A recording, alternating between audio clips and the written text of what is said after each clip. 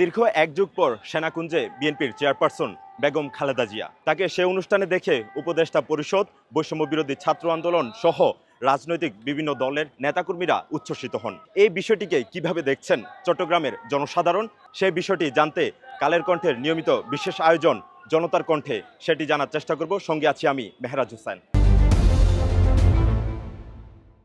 অবশ্যই পারলো নাকি আসলে অভিনন্দন জানানো দরকার সবার সহযোগিতা অবশ্যই দরকার পড়ে। সবাই যাতে সুন্দরভাবে দেশটা সুন্দরভাবে চলে। এখানে রাজনীতি করার দিকে সবার আছে, সবাই করবে। এখানে অপরাজনীতি আমরা কোনোভাবেই কাম্য নয়। এখানে আমাদের সমন্বয়করা ছিল, আমাদের উপদেষ্টা পরিষদ সবাই ছিল। আমরা এর রাজনীতি চাই, সবাই রাজনীতি করুক, তো জনগণের স্বার্থে, তাদের স্বার্থ হাসিলের জন্য না। সবজি বাজার হতে সব জায়গায় সিন্ডিকেট এখন রয়ে গেছে।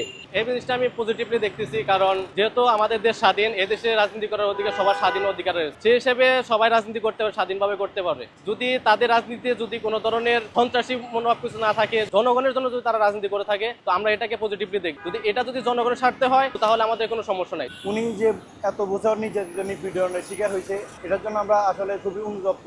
এবং বর্তমানে অন্তর্বর্তী সরকারের অধীনে উনি যেভাবে সেনাকুঞ্জে গিয়ে সেনাবাহিনীদের এবং সমন্বয়ক প্রধান উপদেষ্টা দ্বারা যেভাবে সম্মানিত হয়েছে, এটা আসলে তারাও বহত থাকা উচিত। এবং এভাবে রাজনীতি চললে দেশের মধ্যে হিংসা বিদ্বেষ, প্রতিহিংসামূলক রাজনীতি থেকে আমরা বেরিয়ে আসতে পারবো। আল্লাহ যে এখন বের হয়েছে, অনেক ভালো লাগতেছে, কারণ অনেকদিন পরে বাইরে হয়েছে, অনেকদিন জেল কাটছে, অসুস্থ ছিল, করে মুক্তি পাইছে।